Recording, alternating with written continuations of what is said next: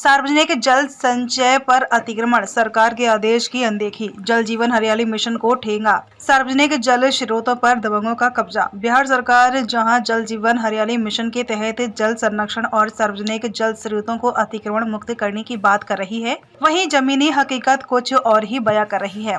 सरकार के आदेशों को ताक पर रखते हुए कुछ दबंग सार्वजनिक पोखर, तालाब और आहार को निजी लाभ के लिए पाट रहे हैं। क्या प्रशासन इस पर कोई ठोस कार्रवाई करेगा? आइए देखते हैं यह विशेष रिपोर्ट। यह नजारा है गांव नसरतपुर थाना एवं अंचल संदेश जिला भोजपुर का, जहां कभी पानी से लबालब रहने वाला यह सार्वजनिक पोखर को जब जेसीबी और ट्रैक्टर लगाकर मिट्टी से भरकर स्थानीय दबंग, जो कि बालू माफिया भी हैं, के द्वारा निजी उपयोग हेतु रास्ता एवं बैठक का निर्माण किया जा रहा है, जबकि पहले ही पोखर को लगभग आधा भरकर मकान एवं दालान का निर्माण किया गया है। स्थानीय लोगों का कहना है कि यह सरकार की जल जीवन हरियाली योजना के तहत संरक्षित होना चाहिए, लेकिन कुछ दबंगों ने इसे पाटना शुरू कर दिया है, जिसकी सूचना संदेश थाना और अचला अधिकारी निबंधित डाक के द्वारा 7 फरवरी 2025 को स्थानीय ग्रामीण के द्वारा दिया गया, परंतु अभी तक कोई कार्यवाही नहीं हुई है। स्थानीय लोगों का कहना है कि सरकार चाहती है कि जल स्रोत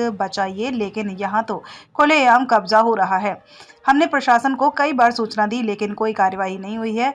अगर ये तालाब भर दिए जाएं तो हमारे गांव का भूजल स्तर और नीचे चला जाएगा। यह तालाब न सिर्फ जल संचय करता है, बल्कि मवेशियों और खेती के लिए भी जरूरी है।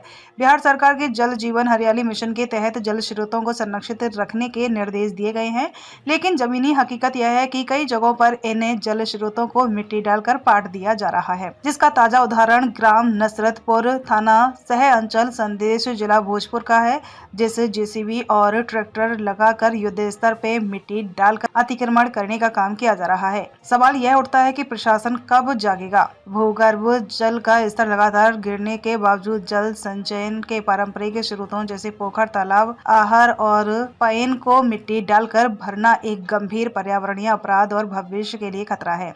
यह न सिर्फ जल संकट को बढ़ाता है, बल्कि पारिस्थितिक संतुलन और कृषि को भी नुकसान पहुंचाता है। PHD के आंकड़ों के अनुसार भोजपुर में भूजल के स्तर में बड़े तेजी से गिरावट हो रहा है। 2023 एवं 2024 के एक रिपोर्ट के अनुसार @ 18 फुट 8 इंच @ 25 फुट 1 इंच का गिरावट दर्ज किया गया। इसको देखते हुए क्रिटिकल जिलों में भूजल की निगरानी बढ़ाने के लिए कंट्रोल रूम को स्थापित करने का दिशा निर्देश दिया गया है। वहीं PHED अधिकारियों को वैसे सभी जिलों के ब्लॉक स्तर पर रिपोर्ट तैयार करने का निर्देश दिया गया है, जहां पर पानी संकट शुरू हो गया है, ताकि इन जिलों के लिए वैकल्पिक सुविधाएं पूर्व से तैयार की जा सके।